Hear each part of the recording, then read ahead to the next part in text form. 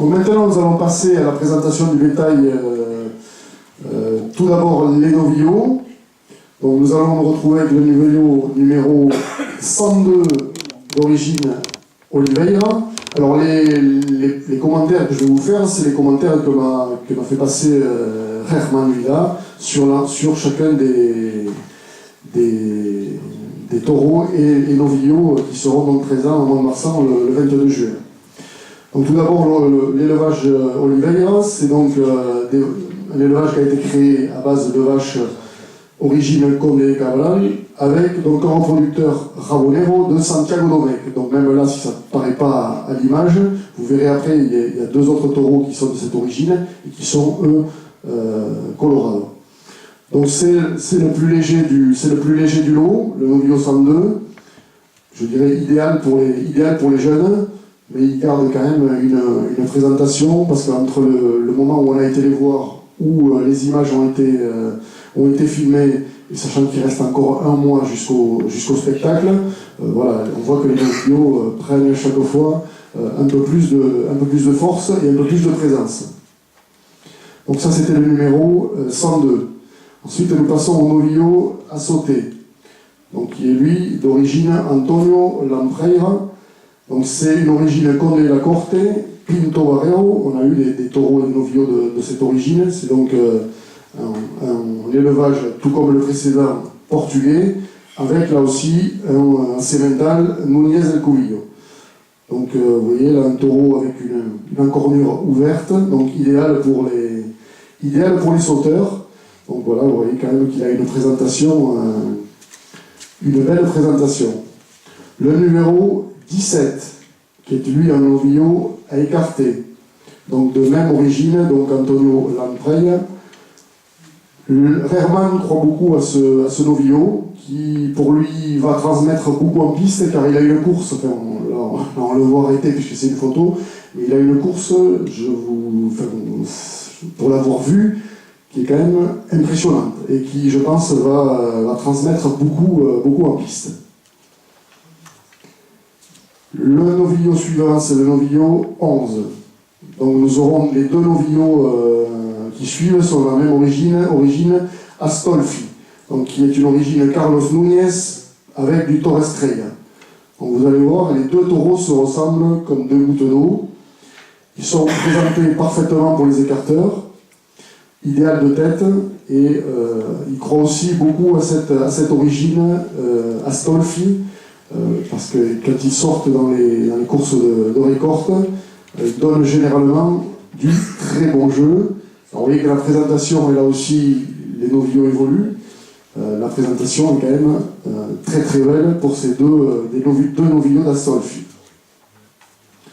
Ensuite nous passons donc aux taureaux. Là les taureaux, nous avons un lot quand même qui est relativement homogène, parce qu'on ne voulait pas reproduire, alors je ne vais pas dire les erreurs, mais le déroulement de l'année dernière où on avait des taureaux qui étaient vraiment avec une différence de gabarit et de poids très importante entre le plus léger et le plus lourd, avec des âges qui allaient quand même, là aussi, de 4 ans à plus de 6 ans. Donc là, on a préféré quelque chose de beaucoup plus homogène, tant en présentation qu'en âge qu'en poids.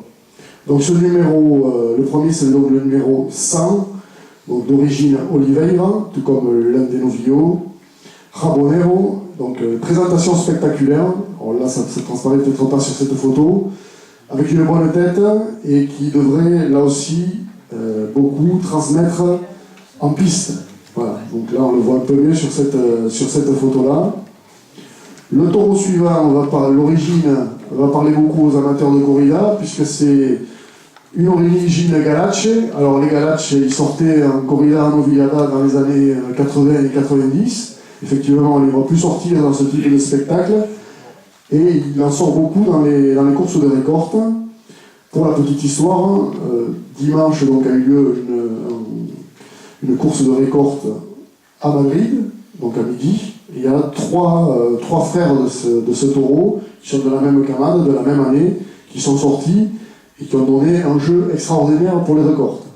Donc on espère, là aussi, c'est un écart scénique. Pour Herman, c'est le taureau parfait. Pour lui, c'est en présence. C'est vrai qu'ils sont quand même très très bien présentés, et de tête, et de cornes. Donc il devrait nous donner beaucoup d'émotions et beaucoup de jeu dans la piste. Le taureau numéro 22, origine Oribe. Alors là, c'est du Salvador Domecq pur. Bien fait, plutôt bas, très bonnes origines. Et là aussi, c'est des taureaux qui généralement nous donnent des attaques très sûres. Et là aussi, c'est un taureau qui est très bien présenté pour le festival. Le numéro 27, c'est origine Ponte Dias. Alors ça, c'est du 100% Pinto Barreiro. Là aussi, c'est l'élevage portugais. On a eu dans les années précédentes, pas l'an dernier, mais il y a 2 ans, des taureaux et des novillos d'origine Pinto Barreiro qui étaient très bien sortis. Donc là aussi, un taureau bien présenté, et voilà, qui devrait quand même donner, on espère, le maximum de jeu pour les écarteurs. Le taureau à sauter, le taureau suivant, le numéro 52, donc de chez Banuelos.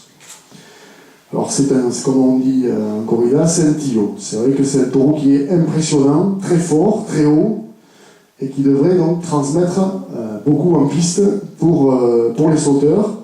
Cela restera un vrai défi comme on les aime au festival Art et Courage. Là aussi, c'est un taureau très fort, très haut, voilà, qui devrait faire impression à sa sortie.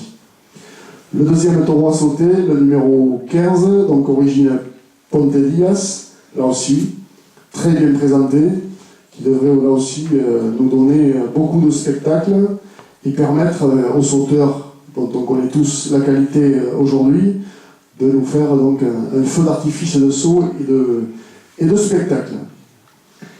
Le dernier taureau, le taureau 92, d'origine Oliveira, là aussi, présentation sérieuse, parfait, de tête, certains diront commode, puisque les cornes sont quand même plutôt vers l'intérieur, mais il est quand même très bien présenté, et il va encore gagner en poids et en présentation d'ici le mois de juin. Donc voilà, donc là aussi un taureau. Alors effectivement, on n'est pas sur les taureaux de l'an dernier à plus de 600 ou 650 kg qui après n'avaient pas donné le spectacle qu'on aurait voulu. Donc là on est parti sur des taureaux plus jeunes, des taureaux plus légers et qui devraient donner beaucoup plus de jeu que l'an dernier pour les écarteurs et pour les sauteurs. Donc voilà pour les présentations des... Quand vous avez été voir Herman, est-ce qu'il était conscient du lot qu'il avait amené l'an dernier, qui a complètement bousillé le spectacle? Je crois que c'est pas la faute aux acteurs, la faute aux taureaux. Donc quand vous avez été le voir, est-ce que vous lui avez fait comprendre? Est-ce que vous avez eu le choix, vous, de sélectionner ces taureaux? C'est lui qui a dit, vous allez prendre celui-là, celui-là et celui-là. Effectivement, on avait déjà débriefé avec lui. Tout de suite après, Herman connaît parfaitement le festival Art et Courage, et il était tout à fait conscient du spectacle qui avait été donné en 2018. Donc dès la fin du spectacle ou dans les semaines qui ont suivi, on avait déjà débriefé sur ce que l'on ne voulait plus. C'est-à-dire que ces taureaux effectivement de 6 ans, de 600 kg, on n'en voulait plus, puisqu'effectivement ils étaient sortis au pas et avaient permis très peu de spectacles. Et là effectivement on a eu une relation beaucoup plus directe et franche avec lui, puisque Max en est témoin, quand on a été chez lui, Jean-François Davis aussi, et il nous a ouvert les cercades et choisir. Voilà, il nous a laissé entièrement choisir les novillos, les taureaux, sans aucune contrainte. Nous on savait ce qu'on voulait, on voulait un lot beaucoup plus homogène que d'habitude, et il nous a laissé choisir complètement les taureaux et les novillos. Ça c'est clair. Il est aussi conscient qu'il joue beaucoup sur ce festival 2019, il nous l'a dit, il nous l'a répété, il se doit de réussir. Alors après, effectivement, je sais qu'il fera le maximum, mais je crois que tous les ingrédients sont là pour que ce soit un spectacle à la hauteur de ce qu'on attend. Et ma deuxième question, puisqu'on le sait qu'il fait beaucoup de spectacles, est-ce qu'on a la garantie qu'il soit neuf et donc jamais sorti en piste? C'est aussi une des garanties que l'on avait mis sur la table lorsque l'on a été chez lui. Ça a été clair, puisque effectivement, l'an dernier on l'avait vu, c'était des taureaux qui avaient déjà été utilisés, et ça s'est vu. Ça s'est vu, pas uniquement dans la faiblesse du comportement, c'est-à-dire qu'ils ne couraient pas, parce que ça c'était plutôt par leur côté lourds et âgés. Et effectivement, c'est des taureaux qui connaissaient déjà la piste et qui étaient certains très très compliqués à feinter et à aborder pour les écarteurs.